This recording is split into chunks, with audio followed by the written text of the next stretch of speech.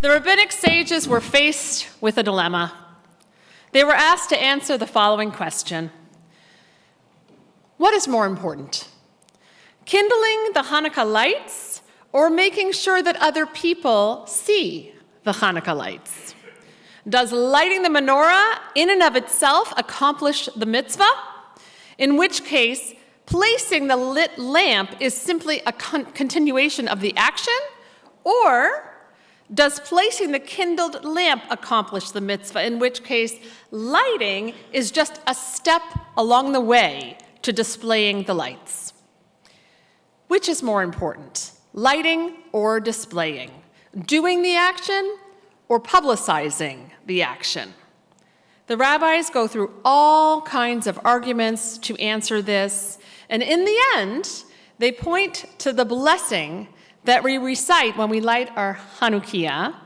As you know, we recite the following: Baruch atah Adonai, you sound so beautiful, Eloheinu melech haolam, asher kidshanu b'mitzvotav, v'tzivanu lehadlik ner shel Hanukkah.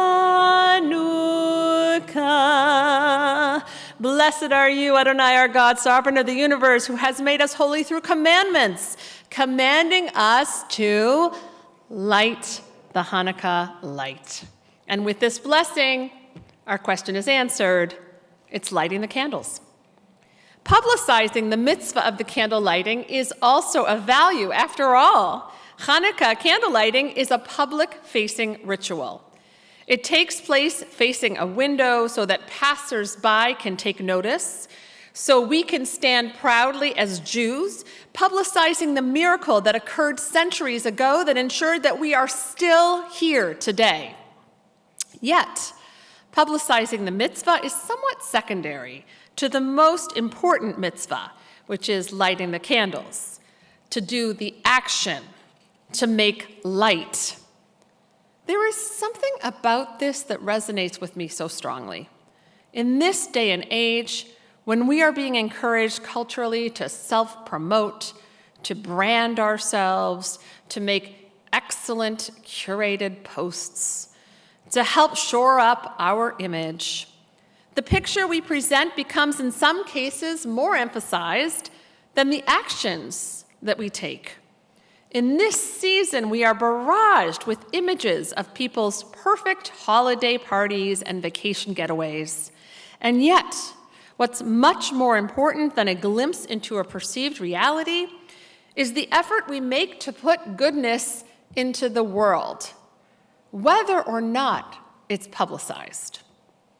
A Jewish folktale. The townspeople of Menorah are certain that their pious rabbi goes to heaven during the Slichot prayers right before Yom Kippur every year. After all, year after year, they find that he's not at home and he's not in the synagogue. So where else could he be? A visiting stranger, who's a bit of a cynic, thinks this is all a bubba maisa, a kind of tall tale, so to speak.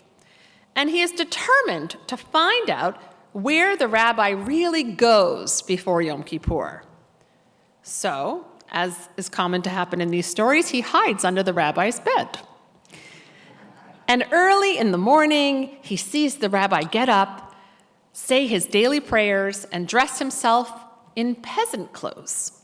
The rabbi then takes an axe, leaves the house, and sets off for a forest. The stranger secretly follows. The rabbi chops down a tree, which he cuts into logs and carries to the hut of a poor person. The rabbi offers the wood to a sick woman who lives inside. When she insists on not needing the wood, the rabbi protests and says, "Don't worry, you can take this wood on loan and have faith that God will help you repay it." He then builds a fire for the poor woman, all the while singing and reciting the prayers for Slichot. Later, back in the synagogue, the townsfolk once again tell of how their rabbi flies to heaven right before Yom Kippur. But this time, the stranger does not laugh or deride. He instead agrees wholeheartedly and adds, if not still higher. The rabbi didn't promote his actions. The actions were the goal in and of themselves. Bettering the world one act at a time is its own prayer.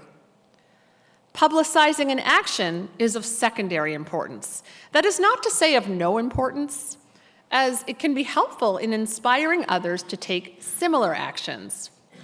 Sometimes we try to light a candle and it takes a minute to get it going. It flickers out or it does not seem to want to light. But when surrounded by 7 other lit candles and a shamash, it will get the spark that it needs for the fire to emerge. We can be like the candles on the menorah. Sometimes we need a shamash to help spark our light. May we look to the many people in our community who can be a source of strength and inspiration for us in taking action towards making a more equitable and kind world. May we, in turn, be sources of light for others. We light a candle when we show up for one another. We light a candle when we provide food for those who are food insecure. We light a candle when we sit beside someone who does not want to be alone. We light a candle when we act in ways to uplift others. Love is in all of these acts and so much more. In the words of the late Rabbi Jonathan Sacks, love, like faith, is the redemption of solitude, the slender bridge joining soul to soul, inspiring us to deeds of selflessness and sacrifice. No one knows what small act will truly bring light into this world, but every small act of goodness has the potential to do just that. Happy Hanukkah and Shabbat Shalom.